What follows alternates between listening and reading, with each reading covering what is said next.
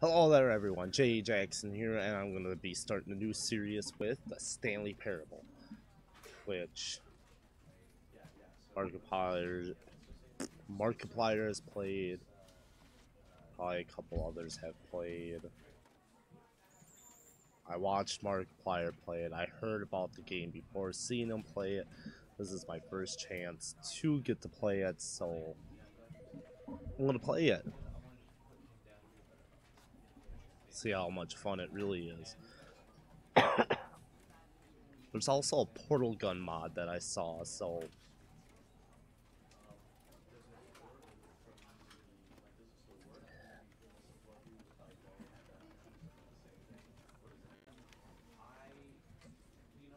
anyways, let's start this up.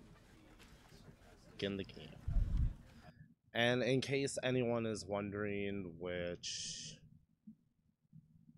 I don't know how many people that is at the moment as of this video being uploaded. Could be 2 years from now. But the Desolate Hope, not the Desolate Hope, what was I playing? The Dream Machine. The Dream Machine has yet to continue because, well, I just need money. Go figure.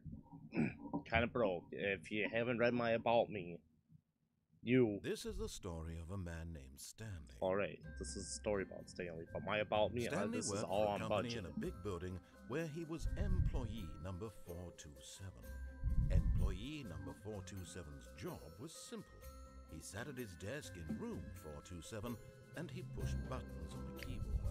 Orders came to him through a monitor on his desk, telling him what buttons to push, how long to push them, and in what order. This is what employee 427 did every day of every month of every year. And although others might have considered it soul-rending, Stanley relished every moment that the orders came in, as though he had been made exactly for this job. And Stanley was happy. And then one day, something very peculiar happened.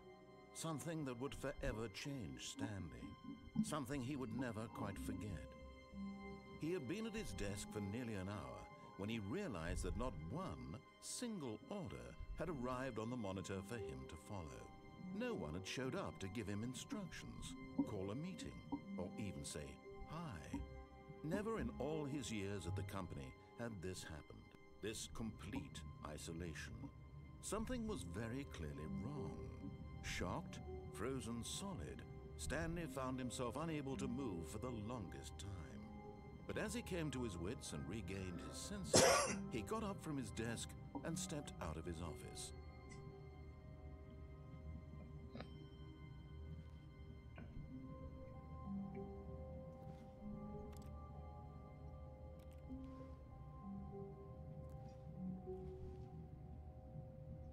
Hate Mondays. Alright. All of his co-workers were gone. What could it mean? They are all gone. Stanley decided to go to the meeting room. Perhaps he had simply missed a memo. Meeting room. Alright. Meeting room. When Stanley came to a set of 2 open doors, he entered the door on his left. Alright, you say so, Mr. Narrator guy. Wish you were Morgan Freeman. Yet there was not a single person here either. Feeling a wave of disbelief, Stanley decided to go up to his boss's office, hoping he might find an answer there.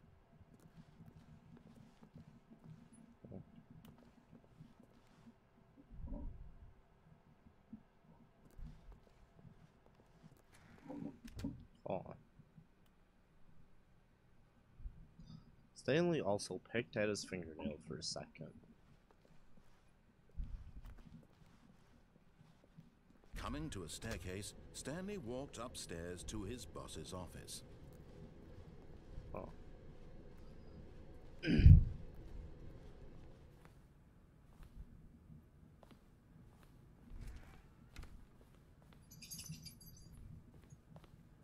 Stepping into his manager's office, Stanley was once again stunned to discover not an indication of any human life. Shocked, unraveled, Stanley wondered in disbelief who orchestrated this, what dark secret was being held from him. What he could not have known was that the keypad behind the boss's desk guarded the terrible truth that his boss had been keeping from him. And so the boss had assigned it an extra secret PIN number, 2845. But of course, Stanley couldn't possibly have known this.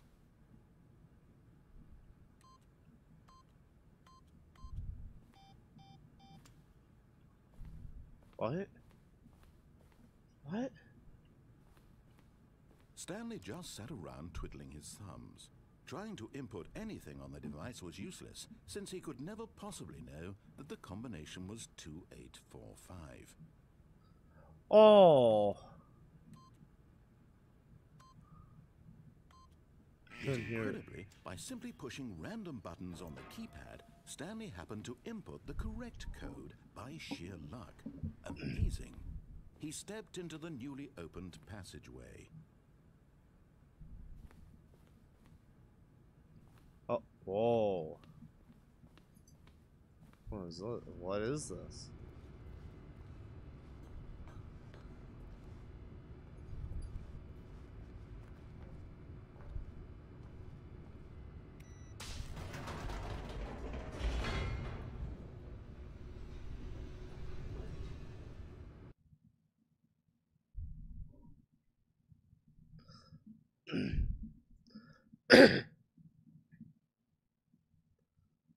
What just happened?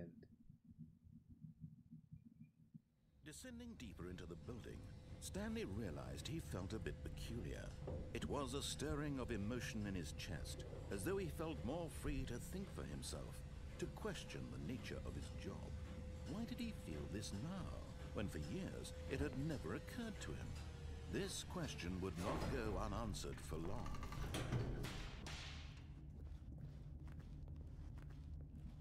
Stanley walked straight ahead through the large door that read Mind Control Facility.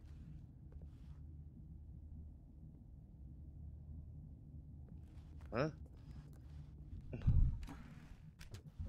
Just cut it straight and dry.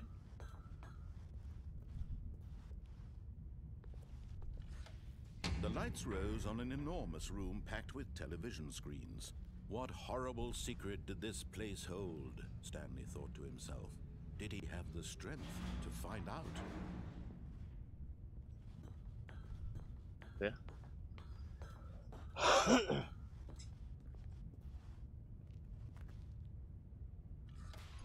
Now the monitors jumped to life, their true nature revealed. Each bore the number of an employee in the building, Stanley's co-workers.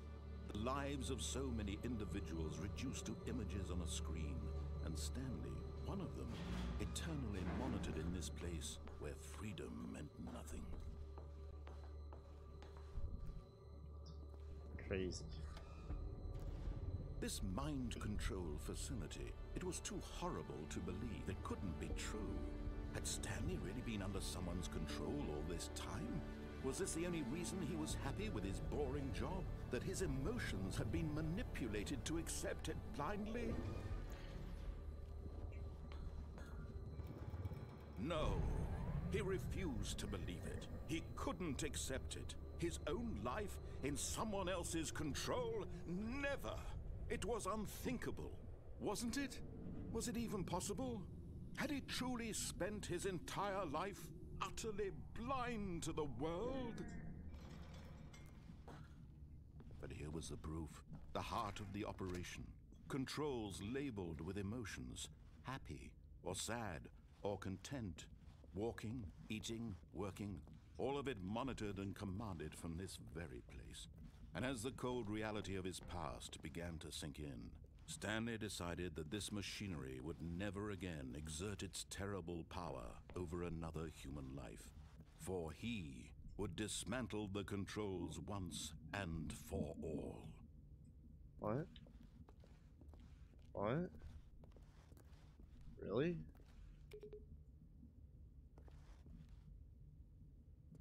Oh.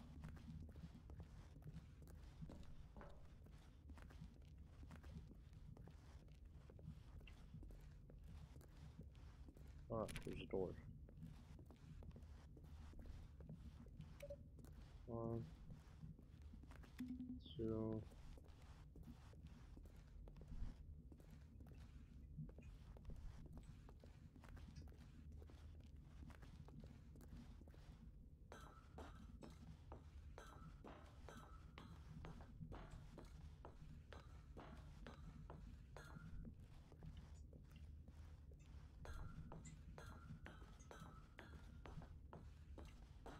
Oh.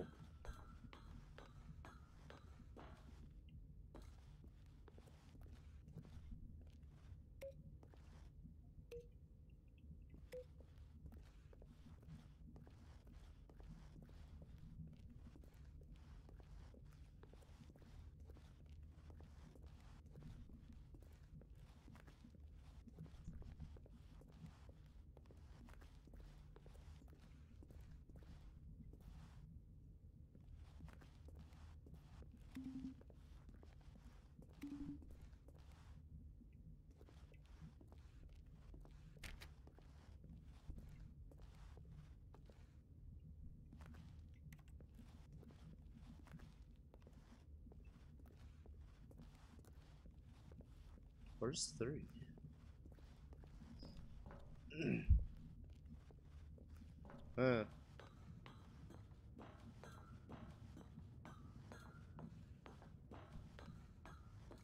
And when at last he found the source of the room's power... Oh, Stanley, you didn't just activate the controls, did you?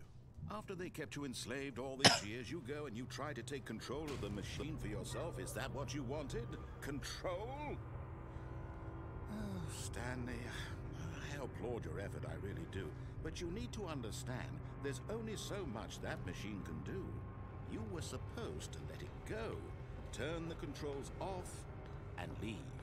If you want to throw my story off track, you're going to have to do much better than that. I'm afraid you don't have nearly the power you think you do. For example, and I believe you'll find this pertinent, Stanley suddenly realized he had just initiated the network's emergency detonation system.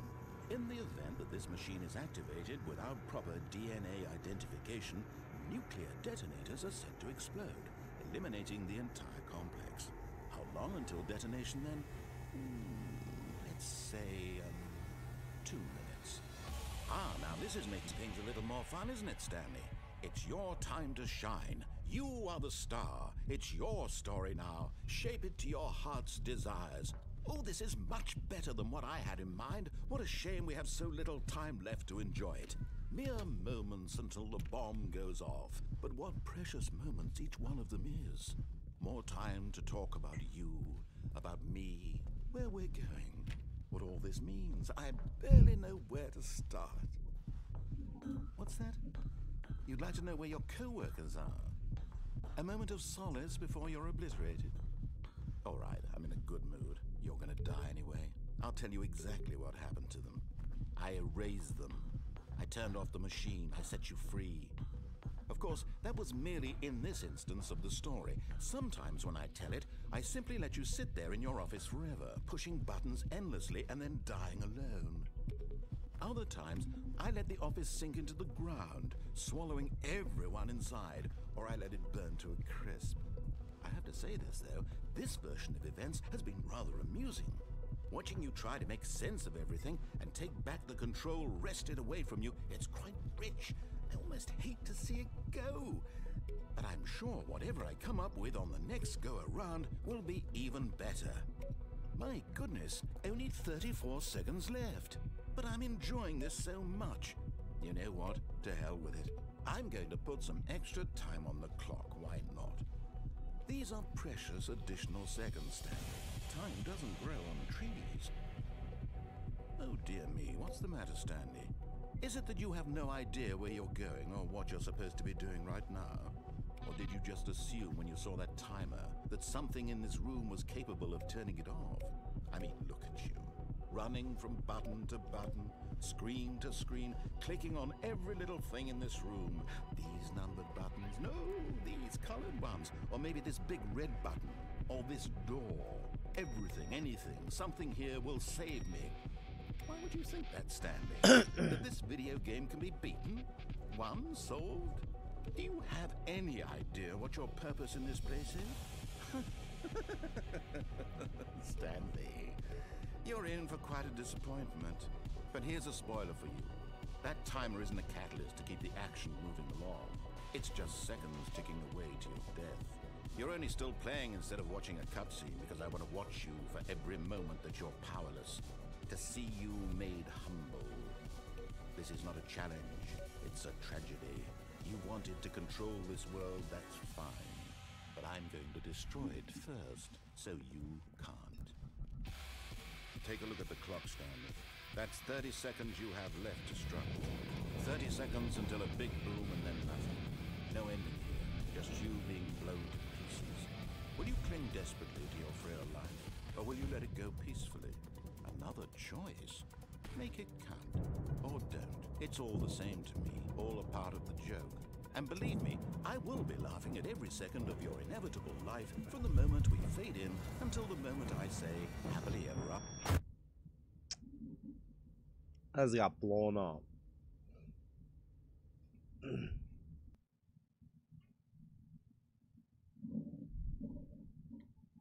The end is never the end, is never the end, is never the end, is never the end.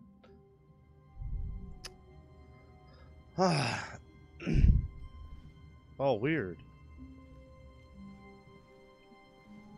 Stanley knew the office layout like the back of his hand. It was only a matter of time before he found the others, wherever they were. Just a matter of time.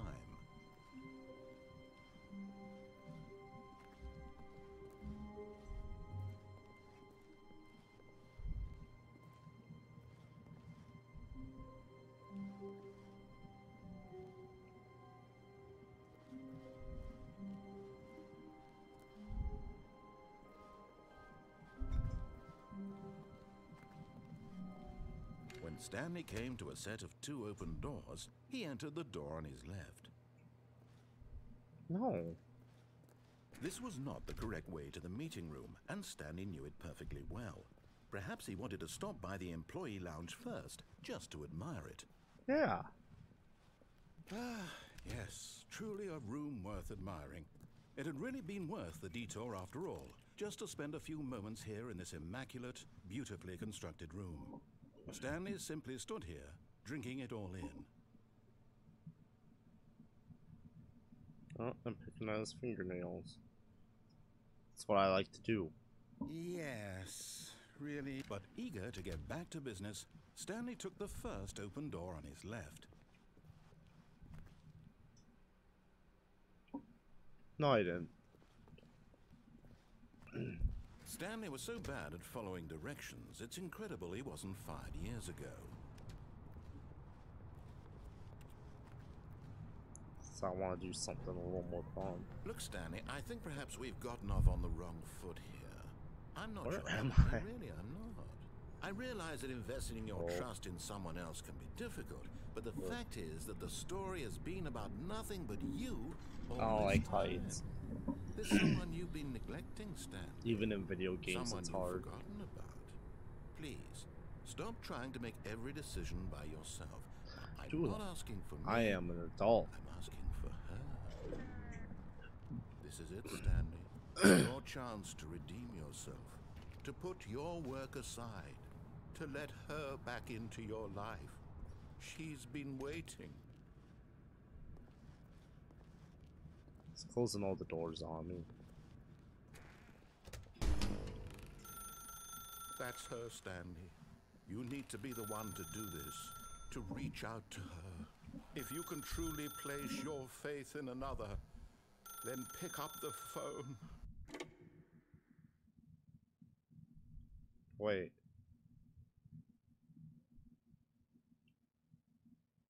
Oh, Stanley, is that you? Hold on, sweetie. Sorry to keep you waiting. I'm just pulling the bread out of the oven. All right. Okay, there we go. All right, now, I want you to come in and tell me all about your day.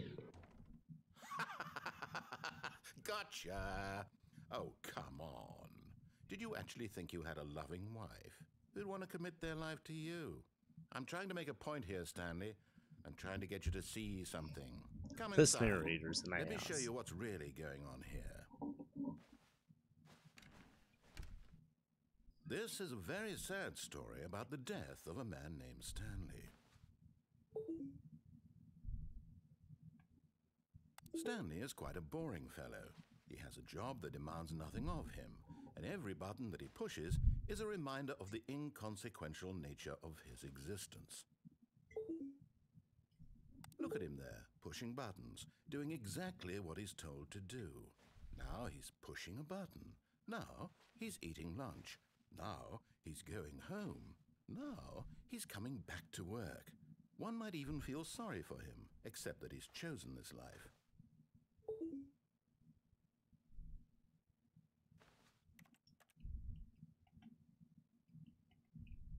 But in his mind, he can go on fantastic adventures.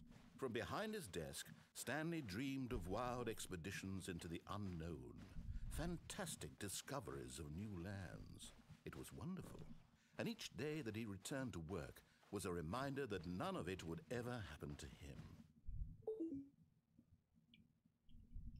And so he began to fantasize about his own job. First, he imagined that one day while at work, he stepped up from his desk to realize that all of his co-workers, his boss, everyone in the building had suddenly vanished off the face of the earth. My back The hurts. thought excited him If terribly. anyone wants to send me a desk, want to inquire about that, I'll hook you up with details.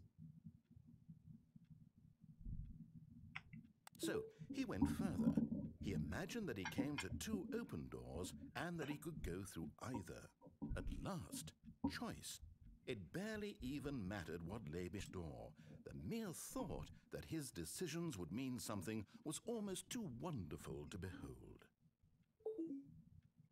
As he wandered through this fantasy world, he began to fill it with many possible paths and destinations. Down one path lay an enormous round room with monitors and mind controls, and down another was a yellow line that weaved in many directions, and down another was a game with a baby, and he called it the Stanley Parable. It was such a wonderful fantasy, and so in his head he relived it again, and then again, and again, over and over, wishing beyond hope that it would never end, that he might always feel this free. Surely there's an answer down some new path, mustn't there be? Perhaps if he played just one more time. Me, my man wife? But there is no answer. How could there possibly be? In reality, all he's doing is pushing the same buttons he always has. Nothing has changed. The longer he spends here, the more invested he gets, the more he forgets which life is the real one.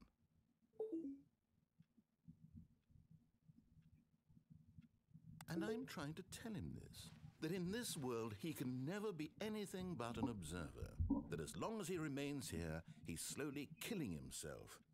But he won't listen to me. He won't stop. Here, watch this. Stanley, the next time the screen asks you to push a button, do not do it.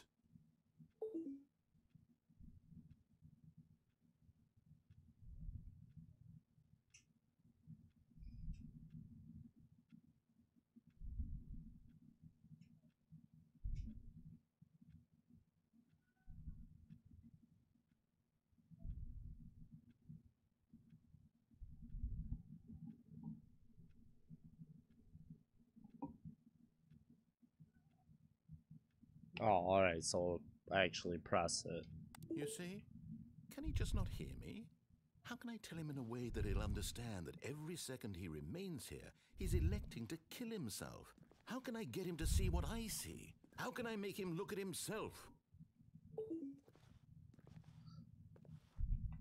I suppose I can't, not in the way I want him to.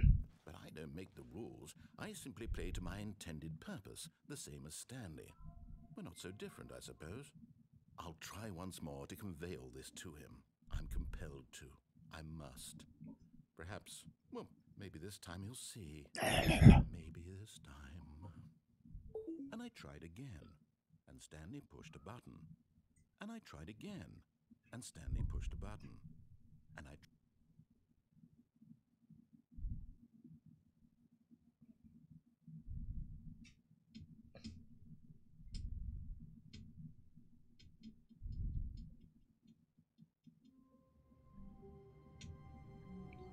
Alright, that's all this game's getting out of me for the time being, and that was fun, interesting.